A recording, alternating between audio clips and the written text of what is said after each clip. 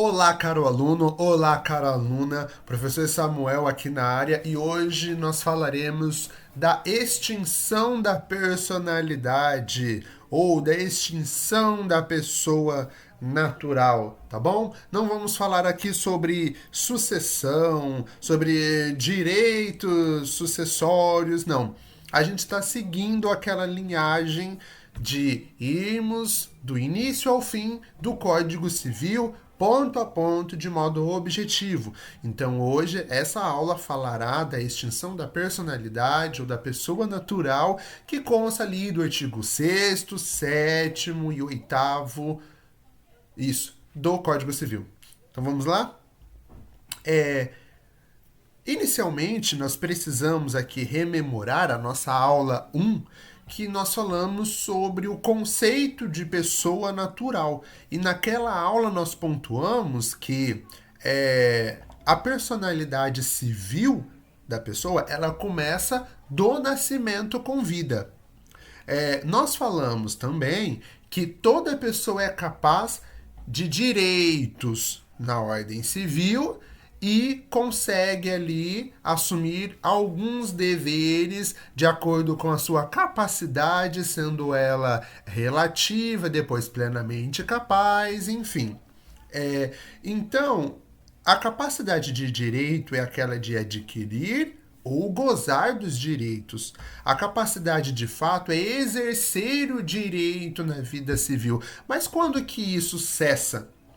E aí nós temos algumas modalidades de extinção da personalidade natural ou da pessoa natural. Primeiro é a morte real. É aquela em que você tem um laudo, o atestado de óbito, no caso, em que o diagnóstico é a paralisação da atividade encefálica. A pessoa, né,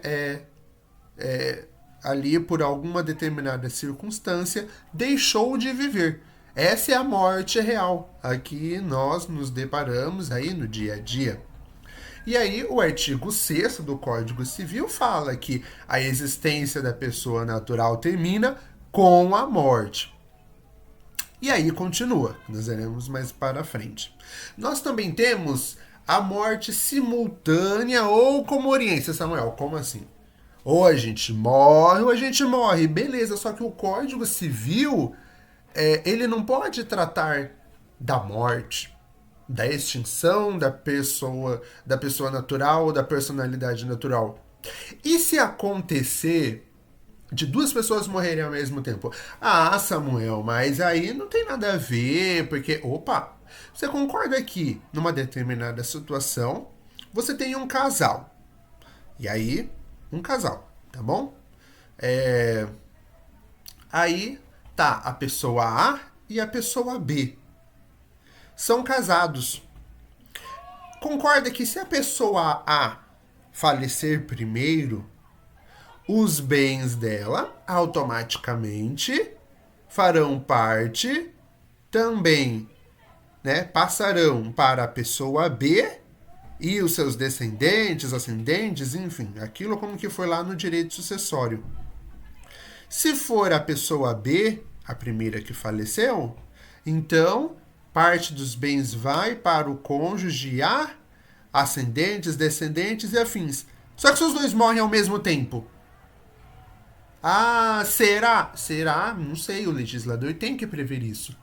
E aí, esta morte de duas pessoas ao mesmo tempo, não necessariamente no mesmo lugar, tá? No mesmo lugar, é o mesmo tempo, ou situação, ocasião, enfim. E aí você tem as duas pessoas, não se pode averiguar qual das duas pessoas, dos dois indivíduos, faleceu primeiro, presumir-se-ão simultaneamente mortos.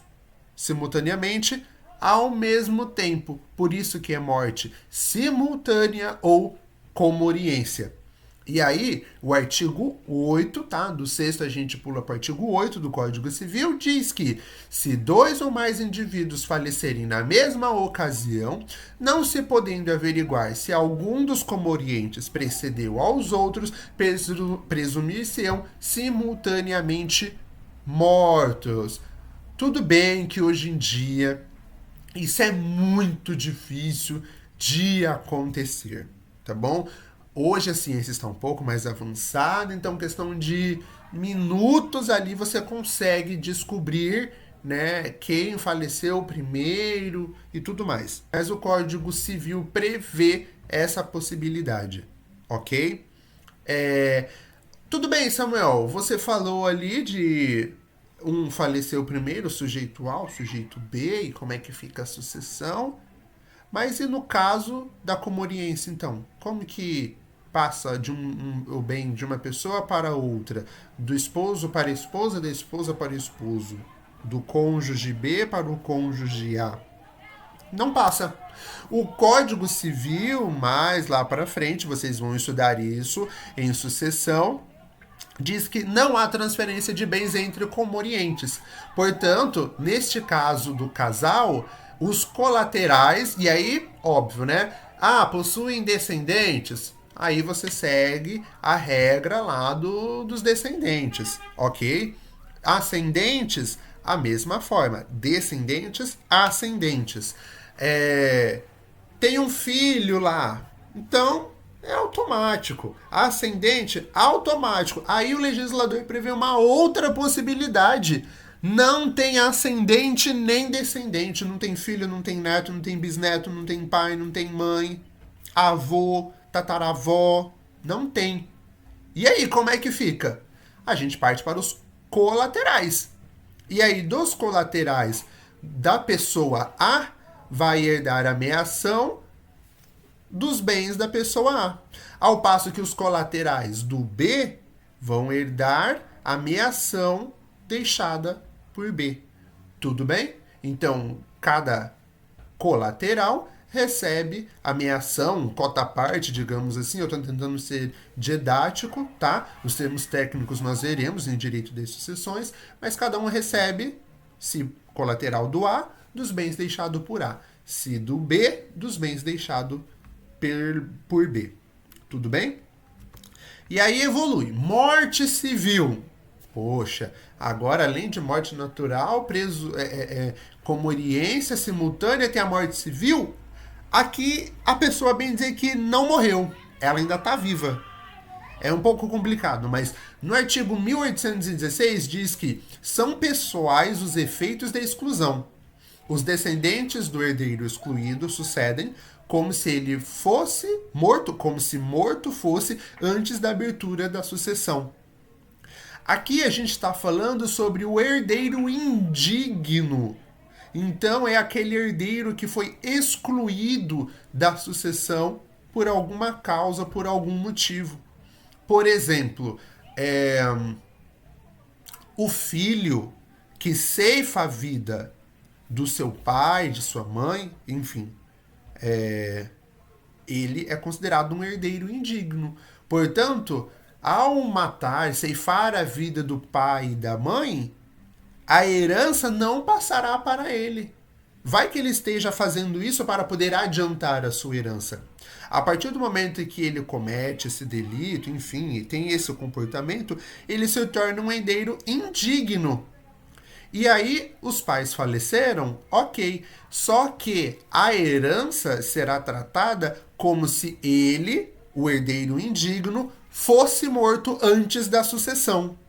Tá? Essa é a regra que o artigo 1816 do Código Civil dispõe. Aí a gente evolui um pouco mais, e agora a gente vai falar sobre a morte presumida. O artigo 6º nós estudamos lá sobre a primeira parte no slide anterior. E agora a gente vai estudar a continuação. Presume-se esta, a morte, quanto aos ausentes, nos casos em que a lei autoriza a abertura de sucessão definitiva. Nós estudaremos mais para frente sobre a morte dos ausentes. Tudo bem? E aí abre-se a sucessão definitiva, tá bom? E aí tem-se a morte presumida quando foi extremamente provável a morte de quem estava em perigo de vida. E aí, se alguém desaparecido em campanha ou feito prisioneiro não for encontrado até 2 anos após o término da guerra. Aí a gente tem a decretação da morte presumida, que nós veremos um pouco mais à frente, quando nós chegarmos ali no artigo 20 e pouquinhos, que nós falaremos sobre a gestão. Aí a gente abordará um pouco mais este assunto, tá bom? Mas então se tem, em síntese, a presunção de morte daquele que estava em uma situação de perigo de vida, e alguém que desapareceu durante campanha ou foi feito prisioneiro e esse prisioneiro ficou ali durante a guerra, acabou-se a guerra, 2 anos depois não voltou, aí nós podemos falar sobre ausente, a morte presumida e tudo mais, tá bom? É bem básico mesmo, porque nós nos aprofundaremos um pouco mais adiante. Ah, e aqui eu quero que você grave uma coisa. A declaração da morte presumida nestes casos, óbvio, primeiro você tem que esgotar todos os meios, tá? E a sentença, ela deverá fixar uma provável data do falecimento. Então grave isso, porque isso cai em concurso público. A sentença deverá declarar uma data provável do falecimento nos casos de morte presumida. Na próxima aula, nós falaremos sobre os artigos 9, 10 e seguintes.